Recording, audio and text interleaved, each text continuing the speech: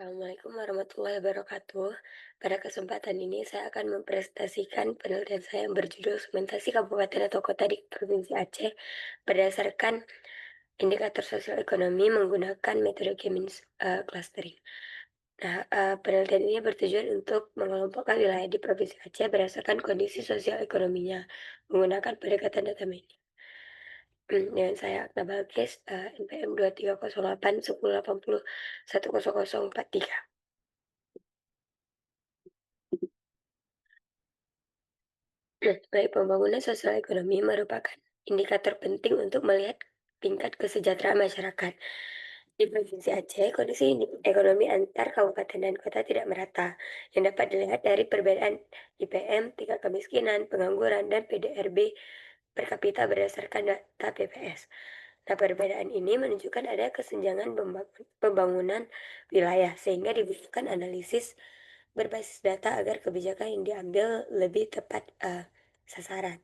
Oleh karena itu, pada penelitian ini digunakan metode Keynes clustering untuk mengelompokkan kabupaten atau kota berdasarkan kemiripan indikator sosial ekonomi, sehingga pola pembangunan wilayah dapat terlihat dengan lebih jelas. Kemudian, rumusan masalah. Berdasarkan latar belakang tersebut, maka rumusan masalah dalam penelitian ini adalah yang pertama, bagaimana karakteristik indikator sosial ekonomi kabupaten atau kota di Provinsi Aceh. Kemudian yang kedua, bagaimana hasil pengelompokan kabupaten atau kota di Provinsi Aceh menggunakan metode K-minus clustering. Dan yang ketiga, bagaimana pola klaster yang terbentuk berdasarkan indikator sosial ekonomi tersebut. Nah, pertanyaan-pertanyaan inilah yang akan dijawab melalui penelitian ini.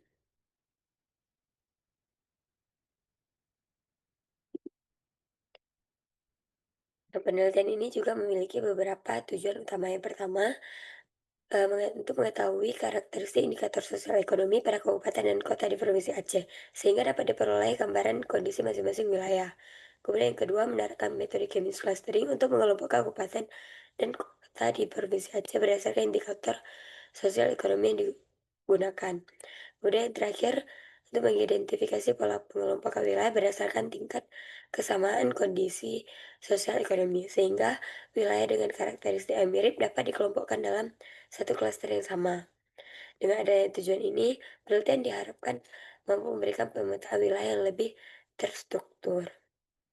Dan selanjutnya ada tinjauan kepustakaan.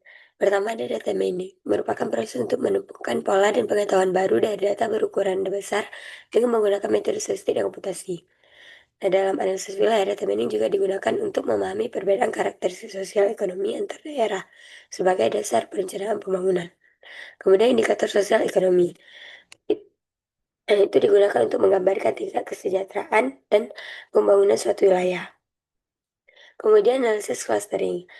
Ini merupakan teknik dalam data mining yang bertujuan untuk mengelompokkan data berdasarkan tingkat kemiripan tanpa menggunakan variabel target. Kemudian metode Keynes clustering itu merupakan metode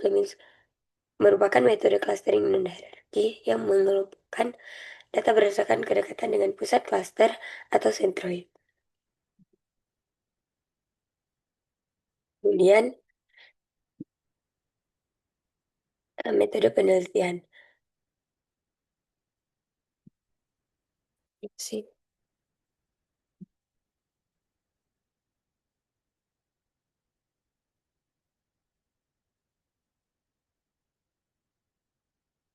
Penelitian ini menggunakan data sekunder yang bersumber dari Badan Pusat Statistik atau BPS melalui laman resminya. Objek penelitian adalah seluruh kabupaten dan kota di Provinsi Aceh yang dianalisis sebagai satuan wilayah. Kemudian di sini bisa dilihat ada tabel variabelnya.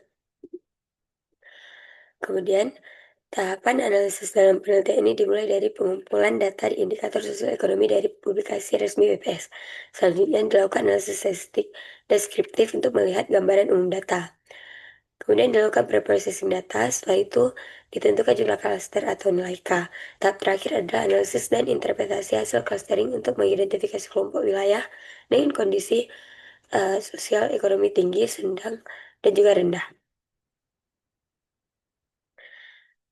Kemudian di sini juga ada diagram alir penelitiannya.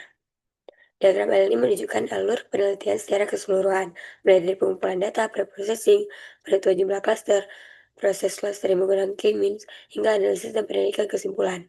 Diagram ini membantu memperjelas bahwa penelitian dilakukan secara sistematis dan juga bertahap. Kemudian di sini ada daftar pustaka. Sekian eh, penjelasan saya. Assalamualaikum warahmatullahi wabarakatuh.